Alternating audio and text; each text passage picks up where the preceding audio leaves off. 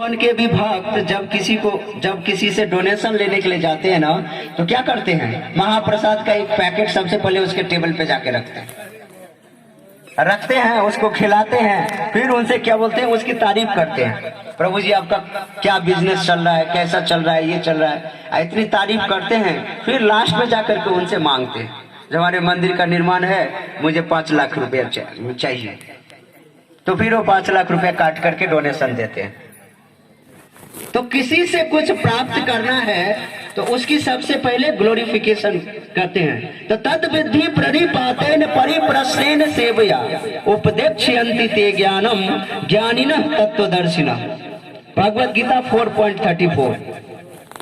करे किसी से कुछ प्राप्त करना है तो उसकी सबसे पहले सेवा करना पड़ेगा।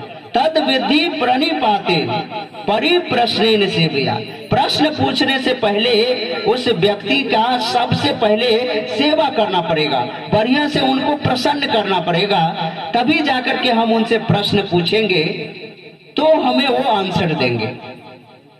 अगर अचानक हम किसी को प्रश्न पूछ देंगे तो भला वो क्यों आंसर देने लगे, हमें क्यों आंसर देंगे हमें।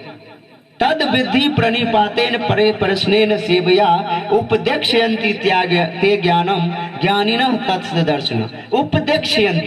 उपदेक्ष्यन्ति का मतलब होता है दीक्षा ग्रहण करना। तो जब किसी के हम शरणागत होते हैं ना, तभी जाकर के जब हम उनकी सेवा करते हैं, विधि पूर्वक सेवा करने के बाद ये हमें ज्ञान प्राप्त होता है। तो यहाँ पर में भी ये शौनक आदि ऋषि सूत गोस्वामी की ग्लोरिफिकेशन कर रहे हैं, जो हे सूत गोस्वामी पाद, आपका जो ज्ञान है ना, अज्ञान अंधकार को नष्ट करने वाला है।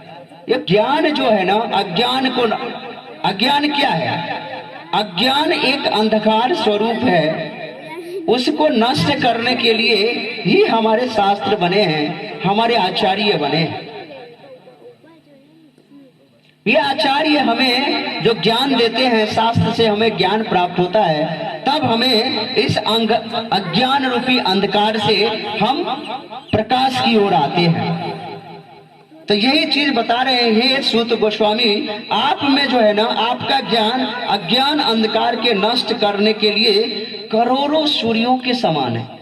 देखिए कितना ज्ञान प्रखर है सूत गोस्वामी पाद का, जो बोलते हैं सो सूत गोस्वामी की ज्ञान करोड़ों सूर्य की रोशनी जितना प्रकाशमान होगा। एक सूर्य इतना है जो तेजमान होता है, जो पूरे जगत में कितना लाइट प्रकाशित हो रहा है, कितनी उष्मा मिल रही है, तो उनकी तुलना कर रही है करोड़ों सूर्य की रोशनी।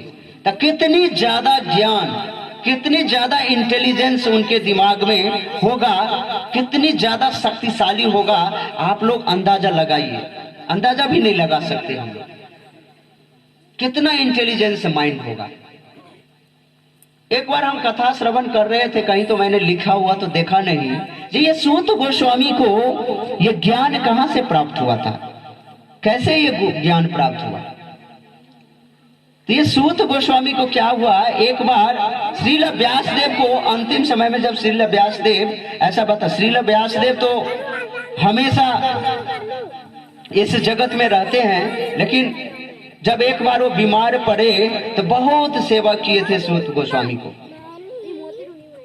सूत गोस्वामी को बहुत सेवा किए, सूत गोस्वामी ने बहुत सेवा किए उनकी, इतनी सेवा किए जो सूत गोस्वामी बहुत प्रसन्न हो गए, बहुत बने सूत गोस्वामी पे बहुत प्रसन्न हो गए श्रील व्यासदेव। और श्रील व्यासदेव बोलते हैं जितना मुझे ज्ञान है सब आपको। तो सूत गोस्वामी को वही ज्ञान जो श्रीमद् भागवतम को श्रवण कराने के लिए आए। जब सुखदेव गोस्वामी परीक्षित महाराज को कथा श्रवण करवा रहे थे, तो उसमें जो श्रोता थे सूत गोस्वामी थे। और सूत गोस्वामी जी पहले भी भागवतम श्रवण कर चुके थे, स्पेशली भागवतम सुखदेव गोस्वामी सूत गोस्वामी को स्पेशली भागवतम पहले भी सुना चुके थे उनको। तो ये भागवतम है सूत गोस्वामी को, करोड़ों सूर्य की रोशनी उनके तेज छुपा हुआ है। तो जब वेद शास्त्र के जो ज्ञाता